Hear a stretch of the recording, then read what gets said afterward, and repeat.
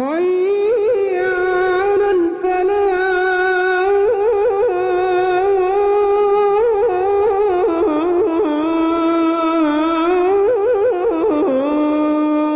17واں عام سوال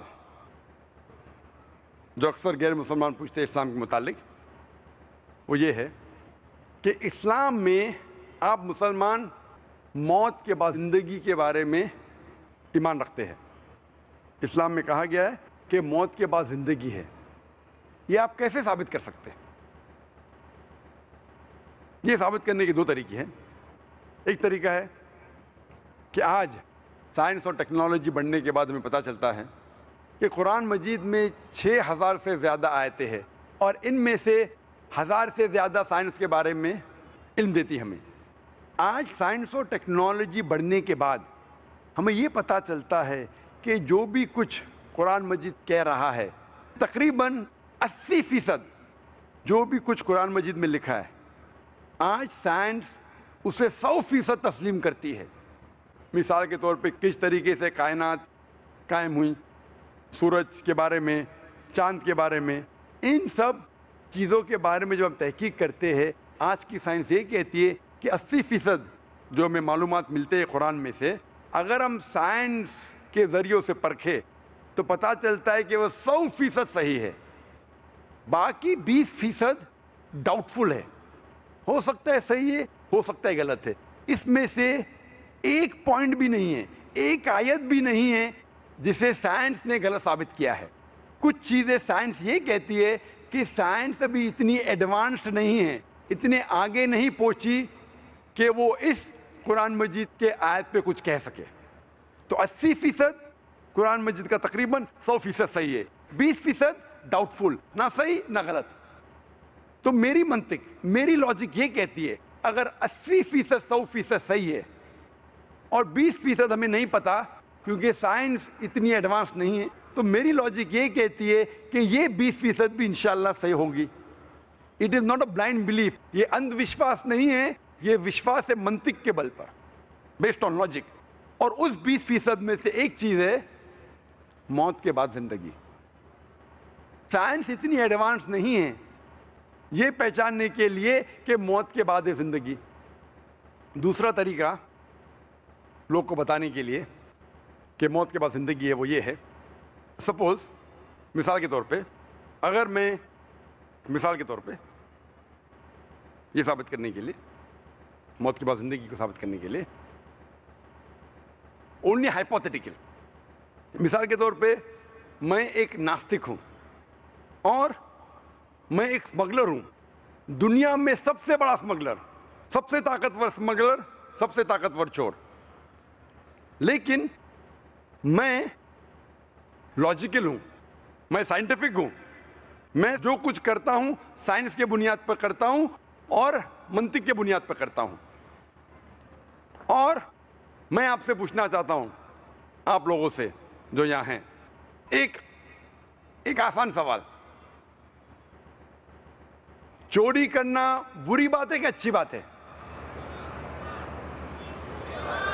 بری بات ہے، ماشاءاللہ۔ یہاں بڑے مجمع میں ماشاءاللہ 1 لاکھ سے زیادہ لوگ ہیں، یہاں کوئی بھی کہتا ہے کہ چوری کرنا اچھی بات ہے؟ ہاتھ اوپر کیجئے۔ کوئی بھی کہتا ہے کہ چوری کرنا اچھی بات ہے؟ نہیں ہے، ایک بھی شخص نہیں کہہ رہا ہے، یہاں ایک بھی شخص نہیں کہہ رہا ہے کہ چوری کرنا اچھی بات ہے۔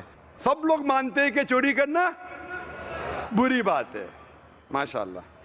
ابھی مثال کے طور پہ جیسا میں کہہ رہا تھا کہ میں ایک ناستک ہوں، مثال کے طور پہ، الحمدللہ مانتا ہوں اللہ میں، لیکن مثال کے طور پہ اگر میں ناستک ہوں اور میں سب سے بڑا ڈاکو ہوں دنیا میں، سب سے طاقتور چور ہوں، سب سے بڑا اسمگلر ہوں، لیکن میں سائنس اور ٹیکنالوجی میں مانتا ہوں، میں منطق میں مانتا ہوں، میں لاجک میں مانتا ہوں، اتنا بڑا مجمع ہے ماشاءاللہ، 1 لاکھ سے زیادہ لوگ لگتے ہیں اس مجمع میں۔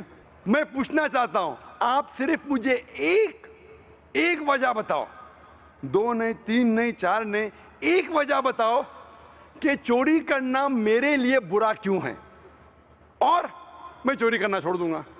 میں سب سے بڑا چور ہوں، سب سے طاقتور اسمگلر ہوں، سب سے پاورفل ہوں، اور میں لاجیکل ہوں۔ ایک وجہ صرف بتاؤ، 1 2 3 نہیں، منطق کے ذریعے, سائنس کے ذریعے. میں اندھ وشواس میں نہیں مانتا ہوں, سنی سنائی بات میں نہیں مانتا ہوں. منطق کے ذریعے, سائنس کے ذریعے, لاجک کے ذریعے ایک وجہ صرف مجھے بتاؤ کہ چوری کرنا بری بات ہے اور میں چوری کرنا چھوڑ دوں گا. آپ میں سے کوئی اتنے لوگ, سب لوگ کہہ رہے تھے بری بات ہے بری بات ہے, مجھے ایک وجہ بتاؤ کہ میرے لیے بری کیوں ہے اور میں چوری کرنا چھوڑ دوں گا. کیا پولیس پکڑ لیں گی؟ بھائی صاحب بولتے ہیں پولیس پکڑ لیں گی. بھائی صاحب میں سب سے طاقتور چور ہوں, پولیس میرے کھیسے میں, منسٹر میرے کھیسے میں, دے آن مائی پے رول, میں ان کو ہفتہ دیتا ہوں, کوئی پولیس مجھے نہیں پکڑیں گی.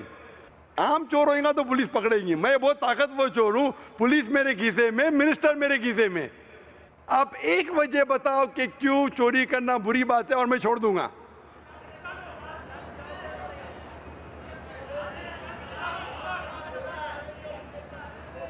تکلیف ہوئیں گی, میں جس کو چوری کروں گا اس کو تکلیف ہوئیں گی, جس سے میں چوری کرتا ہوں اس کے لیے بری بات ہے, میرے لیے کیا بری بات ہے؟ میں آپ سے کہہ رہا ہوں کہ میرے لیے بری کیوں ہے وہ کہیے. جس سے میں چوری کرتا ہوں چاہے لاکھ روپیہ ہو, اس کے لیے برا ہے, میرے لیے تو اچھا ہے نا. میں نئی گاڑی خرید سکتا ہوں, اچھی گھڑی خرید سکتا ہوں, اچھا بنگلہ خرید سکتا ہوں, دنیا میں گھوم سکتا ہوں. اگر میں چوری کرتا ہوں 2 لاکھ 5 لاکھ 10 لاکھ تو میرے لیے تو اچھی بات ہے نا. میں یہ کہنا چاہتا ہوں, آپ بتائیے مجھے میرے لیے کیوں بری ہے اور میں چوری کرنا چھوڑ دوں گا.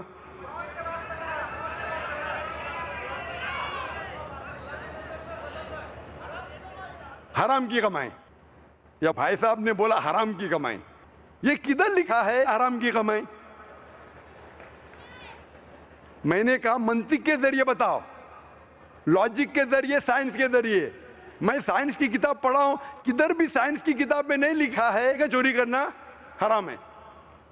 آپ مجھے ایک وجہ بتاؤ کہ کیوں غلط ہے اور میں چوری کرنا چھوڑ دوں گا. ایک وجہ, 2 نہیں 3 نہیں, منطق سے یا سائنس کے ذریعے ایک وجہ بتاؤ کیوں غلط ہے اور میں چھوڑ دوں گا. بھائی صاحب بہت دور ہے, سننے میں نہیں آئے گا. چور ہے, لوگ مجھے چور بولیں گے. ارے چوری کرنا تو اچھی بات ہے نا, تو میری تعریف کریں گے, اچھا لگے گا مجھے. اگر لوگ مجھے چور بولیں گے, میرے نزدیک چوری کرنا اچھی بات ہے, تو میری تعریف کریں گے. کرنے تو آپ کو کیوں پرابلم ہو رہا ہے؟ لوگ جب میری تعریف کر رہے ہیں آپ کو کیوں پرابلم ہو رہا ہے؟ کسی شخص نے کہا کہ کوئی میری چوری کرے گا. بھائی صاحب میری چوری کوئی کر ہی نہیں سکتا ہے. میرے پاس 100 باڈی گارڈز ہے, اسٹیج کے پیچھے کھڑے AK-47 کے ساتھ. میں دوسرے کی چوری کر سکتا ہوں, میں سب سے طاقتور ہوں, میری چوری کوئی کر ہی نہیں سکتا ہے. ہو سکتا ہے کوئی لوگ, ابھی آپ کے جوابات ختم ہو گئے, لیکن کیونکہ میں اکثر یہ پریکٹس کرتا ہوں, اور بھی سوالات آتے, اور بھی جوابات آتے. کوئی کہتا ہے کہ اگر آپ چوری کریں گے, اگر آپ چوری کریں گے, آپ کے کانشینس کو بائٹ ہوئے گا. آپ کا جو کانشینس ہے, ایمان, ضمیر, ضمیر میرے دوست کا نام بھی ہے, آپ کا ضمیر گوارے گا نہیں. میں نے کہا میرا ضمیر مبنی ہے منطق پہ اور سائنس کے. میرا ضمیر میں کوئی پرابلم نہیں ہوتا ہے, میں سائنٹیفک آدمی ہوں. آپ کا ضمیر کہتا ہے آپ مت چوری کرو, میرا ضمیر تو کہتا ہے بھائی سائنس کے بنیاد پہ چوری کرنا غلط نہیں ہے. آپ کا ضمیر ہوتا ہے آپ مت کرو, میرا ضمیر تو کہتا ہے بھائی سائنس اور منطق کے حساب سے چلو. کوئی کہے گا یہ ہیومینٹی کے خلاف ہے, انسانیت کے خلاف ہے. میں کہتا ہوں کس نے لکھا یہ کتاب انسانیت؟ میرے لیے تو اچھی بات ہے, میں چوری کر سکتا ہوں, گھومنے جا سکتا ہوں, بنگلہ خرید سکتا ہوں, گاڑی خرید سکتا ہوں, کیا بری بات ہے؟ منطق کے ذریعے یہ ثابت کرنا مشکل ہے. ابھی ہم اپنا سائڈ ادلا بدلی کرتے ہیں, بدلتے ہیں. آپ وہ ہے ناستک, مثال کے طور پہ چور یا بڑے ڈاکو, اور میں ایک مسلمان ہوں, چھوٹا سا دائی ذاکر. میں مانتا ہوں, میں اگر کہوں گا اس سے کہ پولیس پکڑیں گے, وہ کہیں گا پولیس میرے کھیسے میں, منسٹر میرے کھیسے میں, آپ کی کوئی چوری کرے گا، وہ کہے گا میرے کوئی چوری کر ہی نہیں سکتا ہے، میرے پاس 100 باڈی گارڈ ہے. کوئی کہے گا ارے وہ بیچارے کو تکلیف ہو رہی ہے، وہ کہے گا اس کو تکلیف ہوتی ہے دو، مجھے تو فائدہ ہے تو میں چوری کروں گا. میں کہوں گا کہ آپ کا ضمیر نہیں گوارے گا، میرا ضمیر تو کہتا ہے منطق کے حساب سے چلو. یہ جو بھی آپ اس سے کوشش کریں گے ثابت کرنے کے لیے، ممکن ہی نہیں کہ عام منطق اور عام سائنس اور ٹیکنالوجی کے ذریعے آپ ثابت کر سکے کہ چوری کرنا غلط ہے. لیکن اگر آپ قرآن کا سہارا لیں گے، اور سب سے پہلے کانفرنس میں تقریر کیا تھا از دا قرآن گاڈز ورڈ، کیا قرآن اللہ کا پیغام ہے؟ اور اس میں ثابت کیا ہوں سائنس اور ٹیکنالوجی کے ذریعے اللہ سبحانہ و تعالیٰ کا وجود، اور سائنس کے ذریعے اور قرآن کے ذریعے، قرآن سائنس کے اوپر ہے، قرآن کے ذریعے کیونکہ وہ ڈاکو سائنس میں مانتا ہے، میں قرآن کے ذریعے سائنس کی مدد لیتے ہوئے اس ڈاکو کو یہ ثابت کروں گا کہ اس کائنات کا بنانے والا، اس کا خالق، اس کا مالک، اس کا رب ہے اللہ سبحانہ و تعالیٰ. مثال ایک ہی دوں گا، نہیں تو اس کے اندر ہی پوری تقریر ہو جائیں گی. میں اس سے پوچھوں گا یہ کائنات وجود میں کیسی آئے؟ تو وہ جو ڈاکو ہے، چور ہے، کہیں گا کہ بگ بینگ کے ذریعے.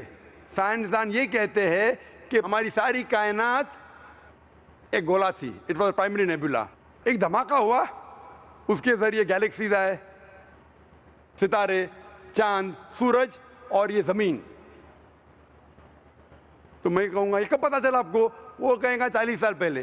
میں اس سے کہوں گا یہ تو قرآن مجید میں 1400 سال پہلے لکھا ہے. اللہ تعالیٰ فرماتے سورہ انبیاء میں سورہ نمبر 21 آیت نمبر 30 میں اولم یر الذین کفروا ان السماوات والارض کانتا رتقا ففتقناہما، کہ وہ دیکھتے نہیں وہ لوگ کافر لوگ کہ یہ کائنات کیسے وجود میں آئے. یہ ایک پرائمری نیبولا تھی اور اللہ سبحانہ و تعالیٰ نے کانتا رتقا ففتقناہما اسے علیحدہ کیا.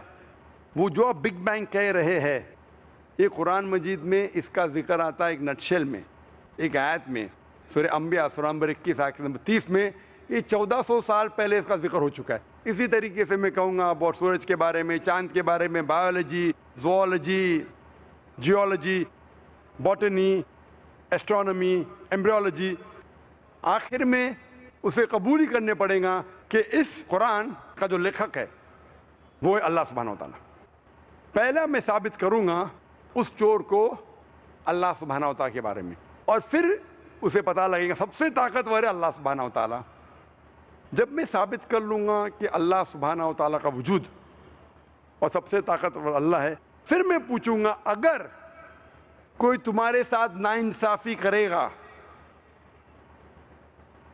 اگر کوئی تمہارے ساتھ، اگر تمہارے گھر کے خواتین کے ساتھ کوئی غلط کام کریں گا تو آپ انصاف نہیں چاہیں گے؟ وہ کہیں گا بے شک ہم چاہیں گے، ہر انسان چاہیں گا کہ انصاف ہو. لیکن ہم دنیا میں دیکھتے ہیں کہ کئی چور لوگ ہیں، کچھ چور لوگ پکڑے جاتے ہیں پولیس کے ذریعے، بٹ ہزاروں چور ہیں جو عیش کر رہے ہیں، اچھی زندگی بتا رہے. ہزاروں اسمگلر ہے تو غلط کام کر رہے، اچھی زندگی بتاتے، مر جاتے. دنیا میں تو عیش و آرام سے جیتے، تو انصاف کدھر؟ اور آپ تو کہتے ہیں کہ آپ کا اللہ جو کائنات کا مالک ہے وہ حق پر ہے. قرآن مجید میں اللہ تعالیٰ فرماتے سورہ نساء میں سورہ نمبر 4 آیت نمبر 40 میں کہ اللہ سبحانہ و تعالیٰ ان کے برابر بھی ناانصافی نہیں کرتے. ہمیشہ اللہ سبحانہ و تعالیٰ 100% انصافی کرتے ہیں. لیکن جب ہم دیکھتے ہیں کچھ لوگ جو غلط کام کرتے ہیں، کچھ انسان، ان کو ہو سکتا ہے پولیس پکڑتی ہے، ہو سکتا ہے انہیں اس دنیا میں سزا ملتی ہے، لیکن سینکڑوں، ہزاروں، لاکھوں انسان ہیں جو ہم جانتے ہیں غلط کام کر رہے ہیں، چوری کر رہے ہیں، بلاತ್ಕಾರ کر رہے ہیں، رشوت دے رہے، پھر بھی اس دنیا میں اچھی زندگی بسر کرتے ہیں. تو تمہارا اللہ سبحانہ و تعالی کس طریقے سے انصاف کر رہا ہے؟ اللہ تعالیٰ فرماتے سورہ ملک میں سورہ نمبر 67 آیت نمبر 2 میں الذی خلق الموت والحیات، اللہ سبحانہ و تعالیٰ نے زندگی دی اور موت دی. الذی خلق الموت والحیات، اللہ سبحانہ و تعالیٰ نے موت دی اور زندگی دی تاکہ آپ لوگ کو پرکھے آپ میں سے اچھا کون ہے۔ اللہ تعالیٰ نے موت دی اور زندگی دی تاکہ آپ لوگ کو پرکھے آپ میں سے اچھا کون ہے۔ اللہ تعالیٰ فرماتے ہیں سورہ عمران میں سورہ نمبر 3 آیت نمبر 185 میں 185 میں کل نفس ذائقۃ الموت، ہر نفس موت کو چکیں گی، ہر نفس موت کو چکیں گی۔ اور جو آخری فیصلہ، جو مکمل فیصلہ ہے وہ یوم الدین میں، وہ آخرت میں۔ اگر کوئی انسان جنت میں جاتا ہے اور آنکھ سے بچ جاتا ہے، وہ انسان اس زندگی میں سفلتا پاتا ہے، کامیابی پاتا ہے، ورنہ یہ زندگی ایک فریب ہے۔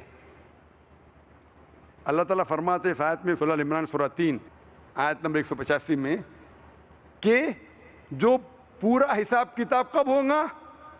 قیامت کے دن پہ، قیامت کے بعد، آخرت میں، وہ مالک یوم الدین ہے۔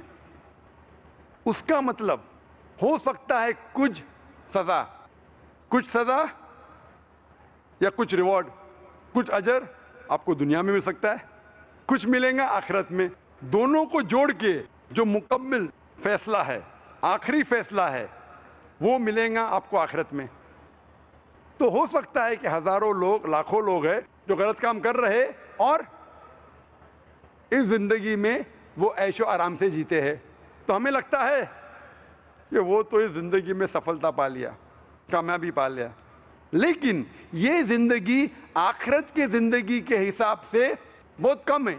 ایک انسان عام طور پہ کتنے سال جیتا ہے؟ 50 سال، 60 سال، کوئی مرتا ہے 20 سال کی عمر پہ، کوئی 50، کوئی 90، کوئی 100، عام طور پہ 50 سے 60 سال ایوریج ہے۔ لیکن آخرت کی زندگی ہمیشہ کے لیے، تو آخرت کے مقابلے میں یہ دنیاوی زندگی 0.00001% بھی نہیں ہے۔ تو اگر آپ یہاں بچ جاتے ہیں، آخرت میں تو ہوگا فیصلہ۔ مان لو ہم جانتے ہیں کہ ہٹلر نے 60 لاکھ یہودی کو جلایا، 60 لاکھ یہودی کو مارا۔ He incinerated 6 million Jews۔ میں کہنا چاہتا ہوں اگر آج کی پولیس ہٹلر کو پکڑتی ہے، آج کا جج، آج کی پولیس ہٹلر کو کیا سزا دے سکتی ہے؟ جو انسان نے 60 لاکھ انسانوں کی ہتیا کی، انہیں جلایا، آج آپ اسے پکڑیں گے تو کیا سزا دے سکتے؟ میکسیمم، سب سے زیادہ آپ ہٹلر کو جلائیں گے۔ اس کا مطلب ایک موت کا بدلہ، باقی 59,99,999 لوگ کا کیا؟ یہ تو انصاف نہیں ہوا۔ لیکن اللہ سبحانہ و تعالیٰ فرماتے قرآن مجید میں سورہ نساء میں سورہ نمبر 4 آیت نمبر 56 میں، آیت نمبر 56 میں، جو لوگ اللہ کی نشانیوں کو جھٹلاتے ہیں، اللہ سبحانہ و تعالیٰ آخرت میں انہیں آگ میں ڈالیں گے، اور جتنی بار ان کی چمڑیاں جلیں گی اتنی بار اللہ سبحانہ و تعالیٰ انہیں نئی چمڑی دے گا تاکہ وہ درد کا احساس کر سکے۔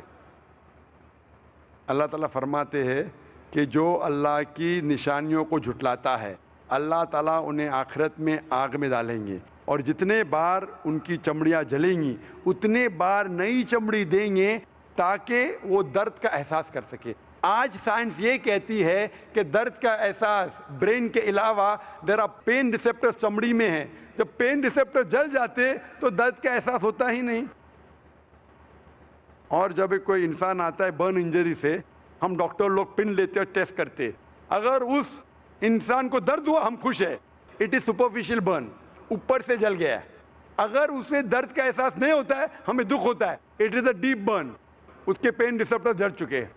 اللہ تعالیٰ فرماتے ہیں ہم انہیں آگ میں ڈالیں گے، جتنی بار ان کی چمڑی جلیں گی نئی چمڑی دیں گے تاکہ وہ درد کا احساس کر سکے۔ اللہ تعالیٰ اگر چاہے 60 لاکھ بار ہٹلر کو جلا سکتا ہے، چاہے تو 60 لاکھ بار نہیں 6 کروڑ ٹائم جلا سکتا ہے۔ اس دنیا میں ہم انہیں سزا دے ہی نہیں سکتے۔ اسی لیے اگر کسی شخص کو یہ ثابت کرنا ہے، یہ بتانا ہے کہ چوری کرنا غلط ہے، بلاत्कार کرنا غلط ہے، اسے خدا میں پہلے ماننا چاہیے. لیکن صرف خدا میں ماننا کافی نہیں ہے، خدا کے ساتھ ساتھ آخرت میں ماننا ضروری ہے. کیونکہ اگر آخرت نہیں تو پھر جسٹس کہاں ملیں گی؟ خدا میں ماننے کے علاوہ آخرت کی زندگی میں ماننا فرض ہے.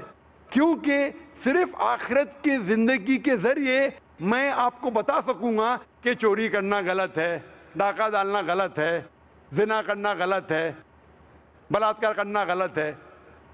کیونکہ اگر آپ یہاں چھوٹ جائیں گے، اس موت کے بعد کی زندگی میں آپ نہیں چھوٹیں گے.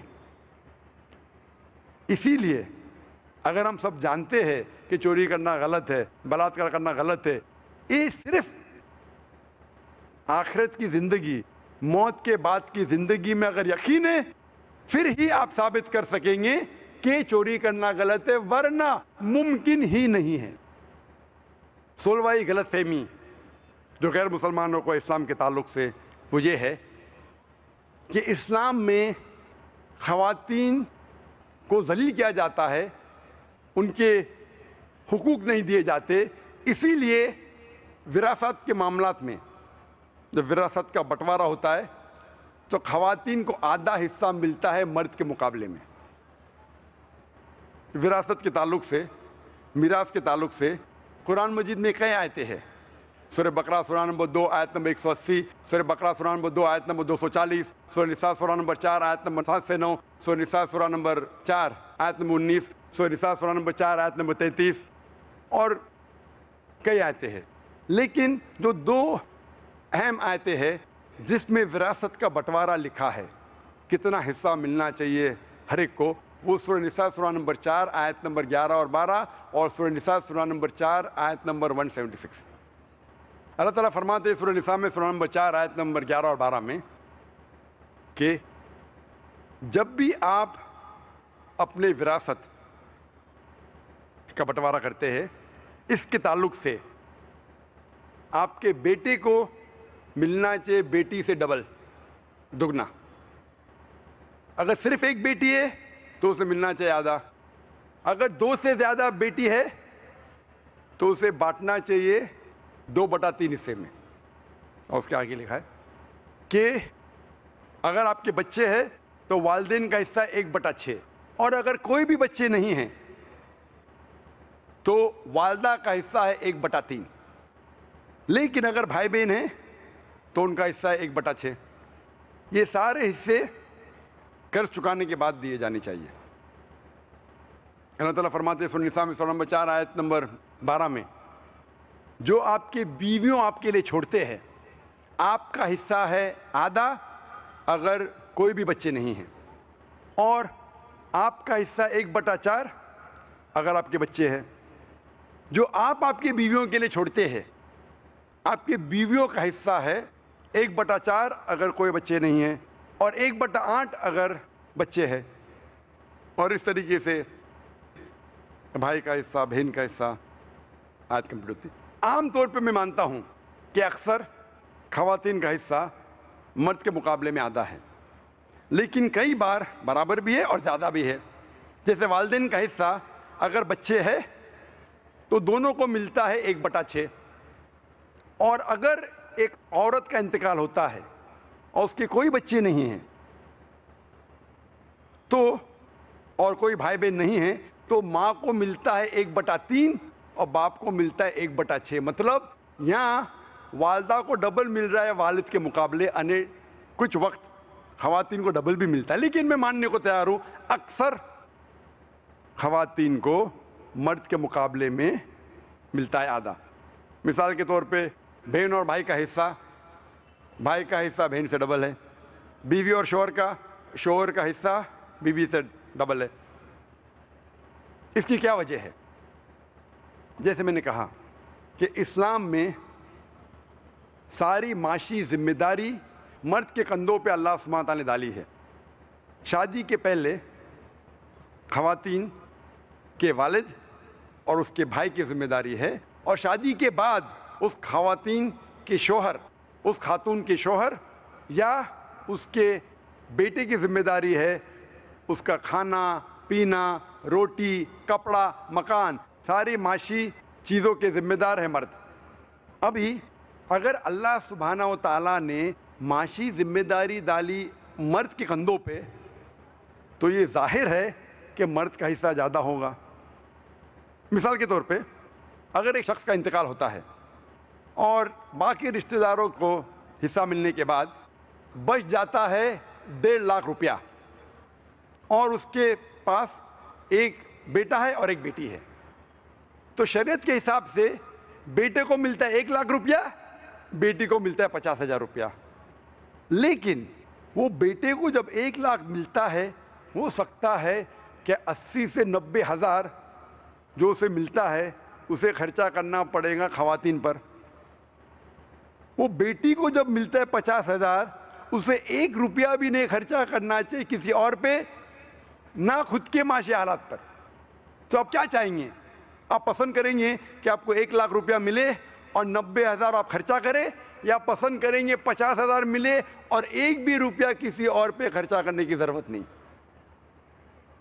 بٹ نیچرل آپ پسند کریں گے 50,000 ملے اور 1 بھی روپیہ کسی اور پہ نہ خرچہ کرے۔ تو اسی لیے اسلام میں جب اللہ سبحانہ و تعالیٰ نے معاشی ذمہ داری، فائنینشیل برڈن جب مرد کے کندھوں پہ ڈالی، اسی لیے اللہ تعالیٰ اسے وراثت میں ڈبل دیتے ہیں۔ اگر یکساں دیں گے تو مجھے ایک لیکچر دینے پڑے گا مرد کے حقوق کے بارے میں۔ 18واں سوال جو غیر مسلمان پوچھتے اسلام کے متعلق، سب سے عام سوال 18واں، وہ یہ ہے اسلام میں ایک اللہ سبحانہ و تعالیٰ ہے، ایک آخری رسول ہے، ایک قرآن ہے، تو مسلمان فرقوں میں کیوں بٹ گئے؟ مسلمان فرقوں میں کیوں بٹے؟ اس کا جواب ہے اللہ تعالیٰ فرماتے سورہ عمران میں، سورہ نمبر 3 آیت نمبر 103 میں، وَاعْتَصِمُوا بِحَبْلِ اللَّهِ جَمِيعًا وَلَا تَفَرَّقُوا، آپ اللہ کی رسی کو مضبوطی سے پکڑو اور آپس میں مت بٹو، آپس میں فرقے مت بتاؤ۔ اللہ کی رسی کیا ہے؟ اللہ کی رسی ہے قرآن۔ اللہ تعالیٰ فرماتے کہ آپ قرآن کو مضبوطی سے پکڑو اور آپس میں مت بٹو۔ اللہ تعالیٰ فرماتے سورہ نساء میں سورہ نمبر 4 آیت نمبر 59 میں، اطیعوا اللہ اطیعوا رسول، اللہ کی اطاعت کرو، اللہ کے رسول کی اطاعت کرو۔ اگر ہم قرآن اور صحیح حدیث کو مضبوطی سے پکڑے اور آپس میں بٹوارا نہ کرے تو انشاءاللہ ہم صحیح راستے پہ رہیں گے۔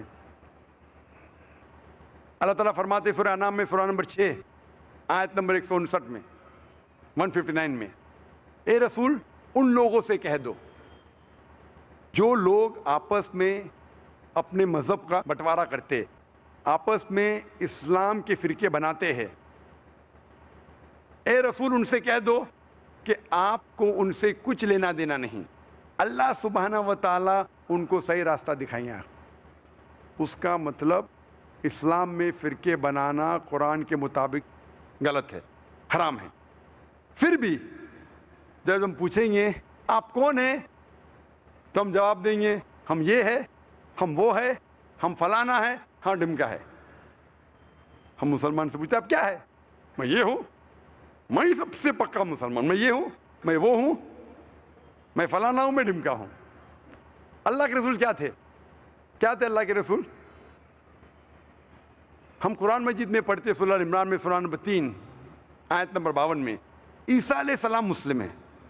قرآن میں اللہ تعالیٰ فرماتے سورہ عمران میں سورہ نمبر 3 آیت نمبر 67 میں 67 میں کہ ابراہیم علیہ السلام نہ وہ یہود تھے نہ وہ نصارہ تھے، وہ تھے مسلم۔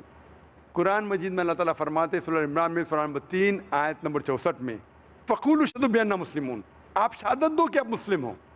اللہ تعالیٰ فرماتے سورہ فصلت میں سورہ نمبر 41 آیت نمبر 33 میں، قَالَ إِنَّنِي مِنَ الْمُسْلِمِينَ، کہو کہ میں مسلم ہوں۔ قرآن مجید میں کئی جگہ کہا گیا مسلم مسلم مسلم مسلم۔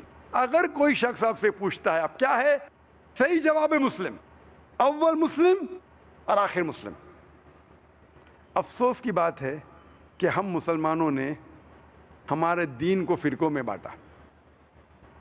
اللہ تعالیٰ فرماتے ہیں سورہ نساء میں سورہ نمبر 4 آیت نمبر 59 میں، اطیعوا اللہ اطیعوا الرسول، اللہ کی بات مانو، اللہ کی رسول کی بات مانو، اور وہ لوگ جن کے پاس امر کمانڈ، جس کے پاس علم ہے، ان کی بات مانو۔ لیکن اگر ان میں اختلاف ہے تو پھر سے جاؤ اللہ اور اللہ کے رسول کے پاس۔ اسی لیے ہم مسلمان، ہمیں عزت کرنا ہے علماء دین کا، اماموں کا، ہم عزت کرتے ہیں۔ اور اگر آپ صحیح عالم کو سنیں گے، اور سب ائمہ نے کہا ہے کہ اگر آپ کو میری بات ملتی ہے جو قرآن اور حدیث کے خلاف ہے تو میری بات چھوڑو، قرآن حدیث کو پکڑو۔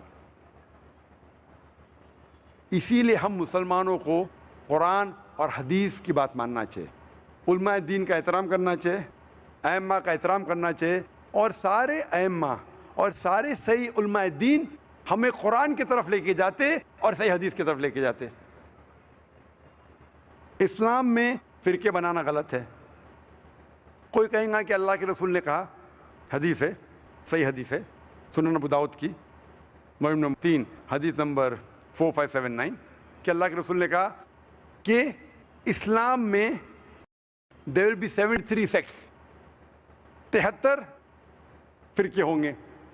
اور ایک حدیث ہے ترمذی کی، اللہ کے رسول نے کہا کہ اسلام میں 73 فرقے ہوں گے اور صرف ایک ہی فرقہ جنت میں جائے گا۔ صحابہ نے پوچھا یا رسول کون لوگ جائیں گے؟ تو انہوں نے کہا وہ لوگ جو میری بات مانتے ہیں اور اس جنریشن کی، جو قرآن اور حدیث پہ عمل کرتے۔ تو وہ لوگ جو قرآن اور حدیث کی بات پہ مانتے ہیں وہ لوگ جنت جائیں گے۔ تو اسلام میں فرقے بنانا غلط ہے۔ 19واں عام سوال جو غیر مسلمان کرتے ہیں اسلام کے متعلق وہ یہ ہے کہ اسلام جب اتنا اچھا مذہب ہے تو ہم دیکھتے مسلمان غلط کام کیوں کرتے؟ ہم دیکھتے مسلمان دہشت گردی کرتے، مسلمان چوری کرتے، کیوں؟ یہ غلط فہمی ہے۔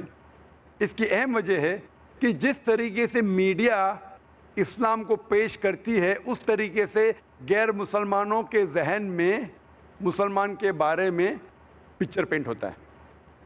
جس طریقے سے وہ میڈیا میں دیکھتی ہے اس طریقے سے ان کا ذہن بنتا ہے مسلمان کیسے لوگ ہیں۔ میرے نزدیک اس غلط فہمی کی ذمہ دار ہے میڈیا، کیونکہ میڈیا کیا کرتی ہے؟ Media they pick up the black sheep of the Muslim community and they portray as those exemplary Muslim۔ وہ کیا کرتی ہے کہ جو مسلمان جو اسلام کو فالو نہیں کر رہے، اسلام کا کہنا نہیں مانتے، اس مسلمان کو میڈیا پیش کرتی ہے اس طریقے سے جیسے وہ ایک عام مسلمان ہے۔ اور اب اکثر دیکھیں گے میڈیا میں جب رپورٹس آتے، جس طریقے سے میڈیا رپورٹ کرتی ہے، مثال کے طور پہ آپ کو پتا ہے کہ 1995 میں اوکلاہوما بامبنگ جب ہوا تھا، جو سب سے خطرناک اٹیک 9/11 کے پہلے جو امریکہ میں ہوا تھا، اس سے 150 سے زیادہ لوگ کی ہتیا ہوئی تھی۔ ہیڈ لائنز تھا پیپر میں، Middle East conspiracy, Middle East conspiracy, Middle East conspiracy, کئی ہفتوں تک۔ اس کے بعد پتا چلتا ہے کہ 2 امریکن سولجرز اس کے ذمہ دار تھے۔ پھر آتا ہے ایک بار پیپر میں، بعد میں وہ نیوز غائب۔ اتنا بدنام کر چکے میڈیا ہفتوں تک کہ مسلمان نے کیے، پکڑا جاتا ہے، دوشی تھا کرسچن، ایک بار 2 بار نیوز میں آتا ہے، وہ نیوز غائب۔ ہم پڑھتے نیوز پیپر میں انڈیا کے کہ حیدرآباد میں ایک 50 سال کا عرب مسلمان 18 سال کی لڑکی سے شادی کیا، ہیڈ لائنز۔ دوسری نیوز، 50 سال کا غیر مسلمان 6 سال کی لڑکی کا بلاತ್ಕಾರ کرتا ہے، زنا بالجبر، آتا ہے نیوز بریف میں۔ نیوز بریف، چھوٹا سا آرٹیکل۔ تو جس طریقے سے میڈیا پیش کرتی ہے اسلام کو، اس طریقے سے غیر مسلمان کا ذہن بنتا ہے۔ اور جیسے میں کہا کہ they pick up the black sheep of the community and they portray the exemplary Muslim۔ وہ ایسے مسلمان کو چنتی ہے جو غلط کام کر رہی ہے اور ایسا بتاتی ہے کہ عام مسلمان غلط ہے۔ اگر آپ کو جاننا ہے اسلام کے بارے میں، سب سے بہترین ہے کہ جانیں اسلام کی بنیادی کتاب سے، قرآن اور صحیح حدیث سے۔ مثال کے طور پہ اگر آپ کو جاننا ہے کہ ایک لیٹسٹ مرسیڈیز کار ہے 600S 2011 ماڈل 2011 کی ماڈل ہے. آپ کو جانچنا ہے کتنی اچھی کار ہے. اس کار میں اسٹیئرنگ ویل کے پیچھے بیٹھتا ہے ایسا انسان جو ڈرائیونگ جانتا ہی نہیں, اور وہ کار کو ٹھوکتا ہے. میں یہ پوچھنا چاہتا ہوں کون ذمہ دار ہے؟ کار ذمہ دار ہے کہ ڈرائیور ذمہ دار ہے؟ آپ کسے ذمہ دار ٹھہرائیں گے, کسے قصوروار ٹھہرائیں گے, کار یا ڈرائیور؟ ڈرائیور. آپ کو جاننا ہے کار کتنی اچھی ہے تو اس کے اسپیسیفکیشن دیکھو, اس کا گیئر ریشو کیا ہے, اس کا پک اپ کیا ہے, اس کا فیول ایوریج کیا ہے, اس کے سیفٹی میجرز کیا ہے, کتنے ایئر بیگز ہے, پھر آپ کو پتہ لگے گا وہ کار کتنی اچھی ہے. اسی طریقے سے اسلام کو جاننے کے لیے مسلمانوں کو مت دیکھو, قرآن حدیث پڑھو, پھر آپ کو پتہ چلے گا اسلام کتنا اچھا مذہب ہے. اگر آپ کو ایکچولی ٹیسٹ ڈرائیو کرنا ہے کہ مرسیڈیز کار کتنی اچھی ہے, تو آپ اسٹیئرنگ ویل کے پیچھے ایک ایکسپرٹ ڈرائیور کو بٹھائیں گے, پھر آپ کو پتہ چلے گا یہ کار کتنی اچھی ہے. اسی طریقے سے اگر آپ کو دیکھنا ہے مثال ایک مسلمان کی, سب سے بہترین مثال ہے ہمارے آخری نبی, آخری رسول محمد صلی اللہ علیہ وسلم. اگر آپ محمد صلی اللہ علیہ وسلم کی سیرہ پڑھیں گے آپ کو پتہ چلے گا یہ اسلام کتنا اچھا مذہب ہے. 20واں عام سوال, آخری عام سوال جو غیر مسلمان پوچھتے ہیں اسلام کے متعلق, وہ ہے کہ اکثر مذاہب اپنے ماننے والوں کو اچھی بات سکھاتے ہیں. اکثر مذاہب سکھاتے اچھی بات, تو ہمیں اسلام قبول کرنے کی ضرورت کیا ہے؟ سب مذہب سکھاتے اچھی بات, تو اسلام قبول کرنے کی ضرورت کیا ہے؟ اس کا جواب یہ ہے, میں مانتا ہوں کہ اکثر مذہب جو بنیادی بات ہے وہ انسانوں کو اچھی سکھاتے ہیں, لیکن اسلام اچھی بات سکھانے کے علاوہ ایک ترتیب بتاتا ہے جس سے آپ وہ اچھی بات کو عمل میں لا سکے. مثال کے طور پہ سارے مذاہب سکھاتے کہ چوری کرنا غلط ہے. ہندو دھرم بولتا ہے چوری کرنا غلط ہے, عیسائی دھرم کہتا ہے چوری کرنا غلط ہے, اسلام کہتا ہے چوری کرنا غلط ہے. تو اسلام اور دیگر مذاہب میں فرق کیا ہے؟ فرق یہ ہے کہ اسلام یہ بتانے کے علاوہ کہ چوری کرنا غلط ہے, آپ کو بتاتا ہے ایسا طریقہ جس سے معاشرے میں چوری ہی نہ ہو. اسلام کا ایک ارکان ہے زکوٰۃ, جس میں کہا گیا ہے کہ ہر امیر انسان جس کے پاس 85 گرام سونے سے زیادہ بچت ہے, اسے ہر سال, ہر قمری سال اسے 2.5% غریبوں میں بانٹنا چاہیے. اگر ہر امیر انسان زکوٰۃ دے, غربت دنیا سے مٹ جائیں گی, ایک بھی انسان بھوک کے ذریعے نہیں مرے گا. اس کے بعد قرآن مجید میں اللہ تعالیٰ فرماتے سورہ مائدہ میں سورہ نمبر 5 آیت نمبر 38 میں, اگر کوئی چوری کرتا ہے چاہے مرد ہو یا عورت, اس کا ہاتھ کاٹو. غیر مسلمان کہیں گے ہاتھ کاٹنا آج کی تاریخ میں 21 سینچری میں اسلام کتنا ظالم مذہب ہے, کتنا بے درد مذہب ہے. اور وہ سمجھتے ہیں کہ اگر آپ سعودی عربیہ جائیں گے, جہاں یہ قانون نافذ کیا گیا, یہ قانون جو فالو کیا جاتا ہے, چور کے ہاتھ کاٹے جاتے, وہ سمجھتے ہیں کہ ہر دوسرے انسان کو آپ ملیں گے اس کے ہاتھ کٹے ہوئے ہوں گے. میں سعودی عربیہ الحمدللہ 50 بار سے زیادہ جا چکا ہوں, ایک بار بھی میں نے کبھی بھی کوئی بھی انسان کے ہاتھ کٹے ہوئے نہیں دیکھے. میں یہ نہیں کہنا چاہتا ہوں کہ کسی کے ہاتھ نہیں کٹے, ہوں گے, کٹے ہوں گے, لیکن اتنا عام نہیں ہے جتنا غیر مسلمان سمجھتے کہ ہر دوسرے آدمی کے ہاتھ کٹے ہوئے. اور ہم سمجھتے ہیں کہ یو ایس اے تعلیم یافتہ ملک, ایک ایڈوانسڈ, ہم سمجھتے most advance country in the world, سب سے ترقی یافتہ ملک یو ایس اے. آپ جانتے ہیں یو ایس اے ایک ایسا ملک ہے, اگر ٹاپ 10 لیں گے آپ, سب سے زیادہ جس میں چوری ہوتی ہے ٹاپ 10 میں سے ایک ملک ہے یو ایس اے. میں آپ سے پوچھنا چاہتا ہوں, اگر آپ یو ایس اے میں اسلام کی شریعت نافذ کرتے ہیں کہ ہر امیر انسان جس کے پاس 85 گرام سے زیادہ سونا ہو, وہ 2.5% اپنی بچت کا غریبوں میں بانٹے, اس کے بعد کوئی بھی انسان چوری کرتا ہے اس کے ہاتھ کاٹ دینا چاہیے۔ میں پوچھنا چاہتا ہوں کہ چوری کی تعداد یو ایس اے میں بڑھیں گی وہیں کے وہیں رہیں گی یا گھٹیں گی؟ بڑھیں گی وہیں کے وہیں رہیں گی یا گھٹیں گی؟ گھٹیں گی۔ عام سوال، جواب آسان۔ آپ شریعت کو نافذ کریں گے، فوراً آپ کو ریزلٹس ملیں گے۔ اسی لیے میں کہتا ہوں سارے دنیا میں اگر کوئی دیش ہے، اگر کوئی ملک ہے جہاں سب سے کم چوری ہے، وہ سعودی عربیہ میں۔ اگر کوئی ملک میں سب سے کم چوری ہے وہ ہے سعودی عربیہ میں۔ میں یہ نہیں کہتا ہوں کہ سعودی عربیہ کی پولیس وہ طاقتور ہے یا انٹیلیجنٹ ہے، کیونکہ جو قانون ہے وہ اللہ کا قانون ہے۔ اگر سعودی عربیہ اس قانون میں کچھ کمی کریں گی، ہاتھ کاٹنا بند کریں گی، تو سعودی عربیہ میں بھی چوری شروع ہو جائیں گی۔ اسی لیے میں کہتا ہوں کہ اسلام میں اچھی باتیں سکھانے کے علاوہ یہ بھی تعلیم دی جاتی ہے کس طریقے سے وہ چیز اس معاشرے میں قائم کی جائے۔ اور ایک مثال دینا چاہتا ہوں میں آپ کو۔ ہر مذہب کہتا ہے کہ بلاತ್ಕಾರ کرنا، عورت کو چھیڑنا، زنا بالجبر غلط ہے، حرام ہے۔ ہندوازم کہتا ہے، کرسچینٹی کہتی ہے، اسلام بھی کہتا ہے۔ لیکن اسلام یہ کہنے کے علاوہ کہ عورت کو چھیڑنا، عورت کا بلاತ್ಕಾರ کرنا، زنا بالجبر کرنا حرام ہے، یہ بھی دکھلاتا ہے کس طریقے سے یہ معاشرے میں ممکن ہو۔ اسلام میں حجاب ہے۔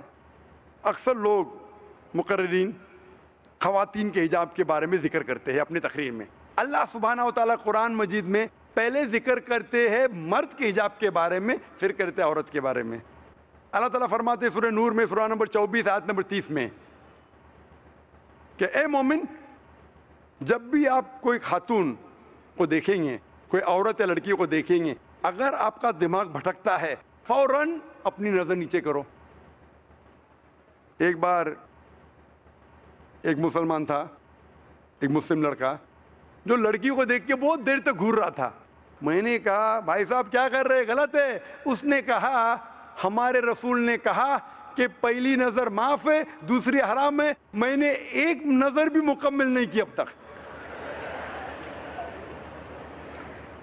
اس کا مطلب یہ نہیں کہ آپ 10 منٹ بنا پلکائے جھپکائے لڑکی کو دیکھو، گھورو اور کہو کہ نظر ہی پوری نہیں ہوئی۔ اللہ کے رسول کیا کہنا چاہتے تھے؟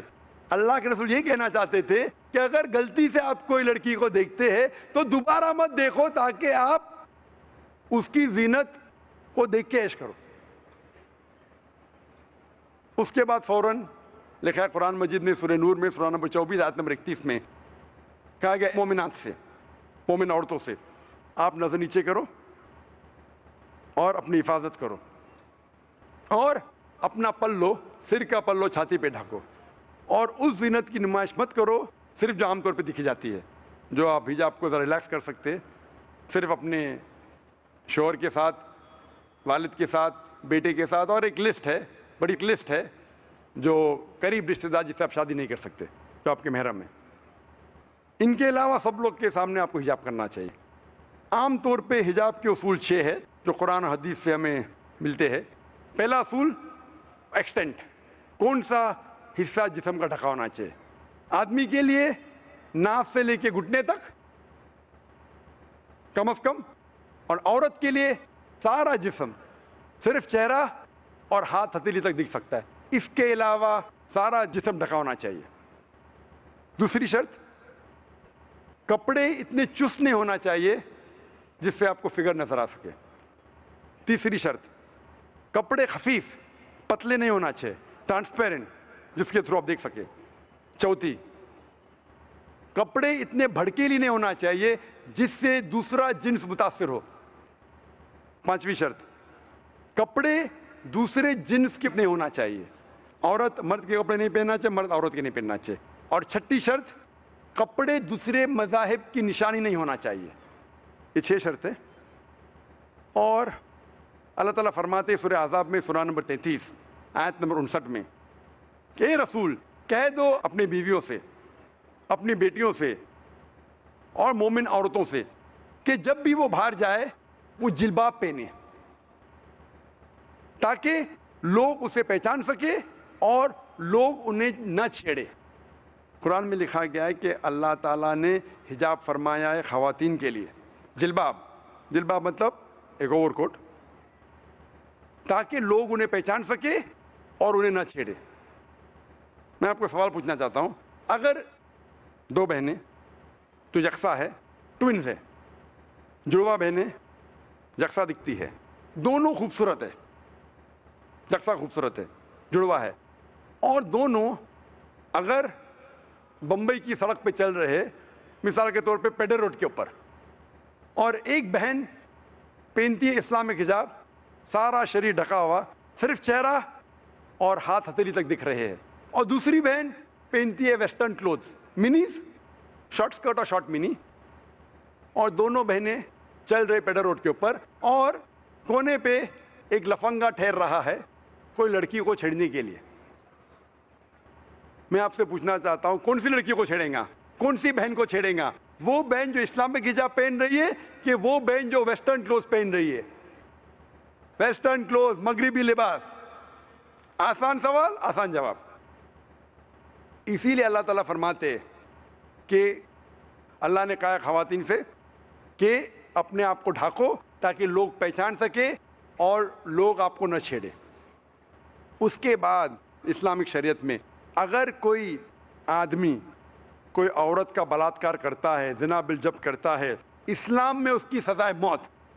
غیر مسلمان کہیں گے سزائے موت؟ آج کی تاریخ میں 21ویں صدی میں اسلام ایک ظالم مذہب ہے، بے درد مذہب ہے۔ لیکن میں جب یہ سوال پوچھتا ہوں غیر مسلمانوں سے، اور ہزاروں غیر مسلمانوں سے پوچھ چکا ہوں، کہ اگر اللہ نہ کرے، خدا نہ کرے، اگر کوئی آپ کی والدہ کے ساتھ بلاತ್ಕಾರ کرتا ہے، زنا بالجب کرتا ہے، اور اگر اس بلاತ್ಕಾರ کرنے والے آدمی کو آپ کے سامنے لیا جاتا ہے اور آپ کو جج بنایا جاتا ہے، تو میں پوچھنا چاہتا ہوں آپ اسے کیا سزا دیں گے؟ 100% غیر مسلمانوں نے کہا ہم اسے دیں گے سزائے موت۔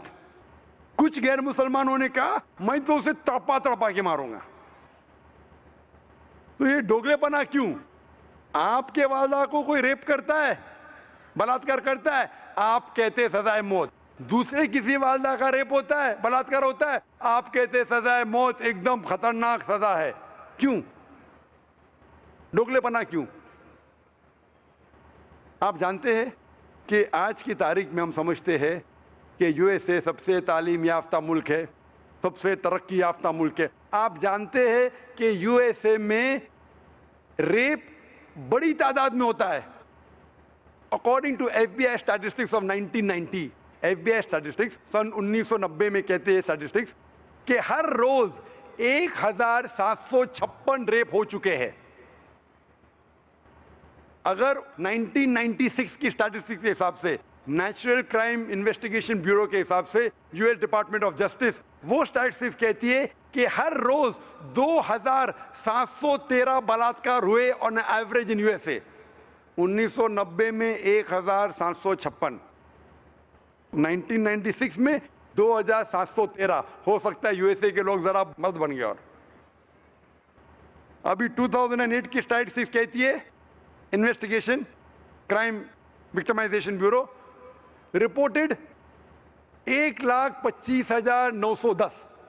سب رپورٹ نہیں ہوتے، 1990 میں رپورٹ 16%۔ اگر ملٹیپلائی کریں گے وہ بھی تعداد ہو جاتی ہے ہر روز 2000 سے زیادہ ریپ۔ امریکن اسٹیٹسٹکس کہتی ہے ہر 32 سیکنڈ میں ایک بلاत्कार، ایک ریپ ہو رہا ہے یو ایس اے میں۔ میں یہاں تقریر 2 گھنٹے سے کر رہا ہوں، اس 2 گھنٹے میں 200 سے زیادہ ریپ ہو چکے ہیں یو ایس اے میں۔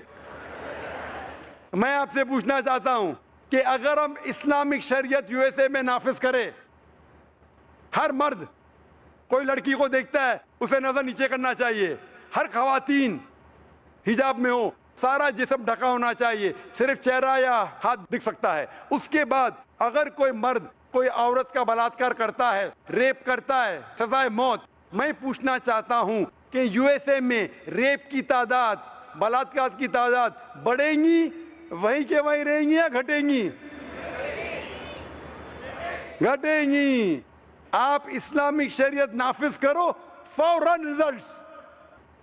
اسی لیے سارے دنیا میں اگر کوئی دیش ہے, اگر کوئی ملک ہے جہاں سب سے کم ریپ ہے, بلاತ್ಕಾರ ہے, وہ سعودی عربیہ. آپ اسلام کی شریعت کو نافذ کرو, فوراً رزلٹس ملیں گا. اسی لیے میں کہتا ہوں کہ اسلام اچھی باتیں کرنے کے علاوہ ایک ایسا طریقہ آپ کو دکھاتا ہے جس سے آپ وہ اچھی بات معاشرے میں قائم کر سکو. اسی لیے اسلام یہ دین الحق ہے, حق کا مذہب ہے. اچھی باتیں کرنے کے علاوہ آپ کو طریقہ بتاتا ہے کس طریقے سے آپ اچھی بات کو عمل میں لا سکے.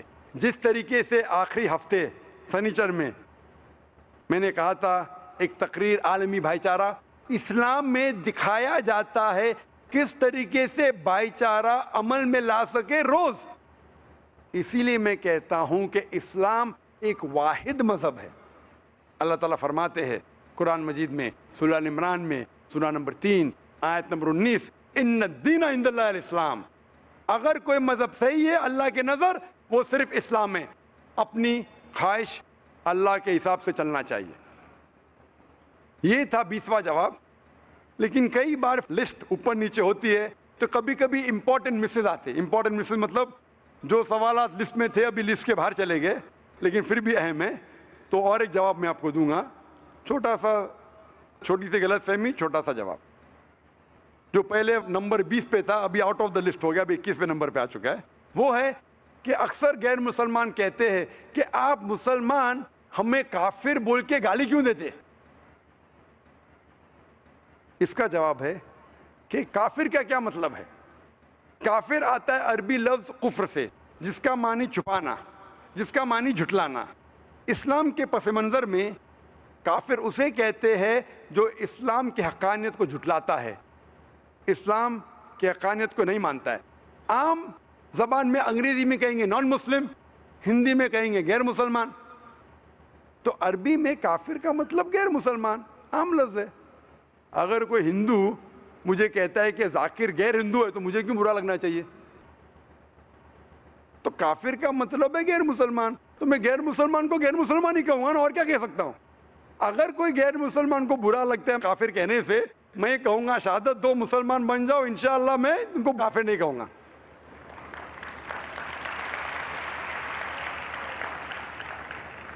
اور اس تقریر کو ختم کرنا چاہوں گا میں قرآن مجید کے اس آیت سے, سورہ اسراء کی سورہ نمبر 17 آیت نمبر 81 سے, وَقُلْ جَاءَ الْحَقُّ وَزَهَقَ الْبَاطِلُ إِنَّ الْبَاطِلَ كَانَ زَهُوقًا. کہو کہ حق آ چکا ہے اور حق ہمیشہ صحیح رہیں گا اور باطل ہمیشہ نشٹ ہوگا. وآخر دعوانا الحمدللہ رب العالمین.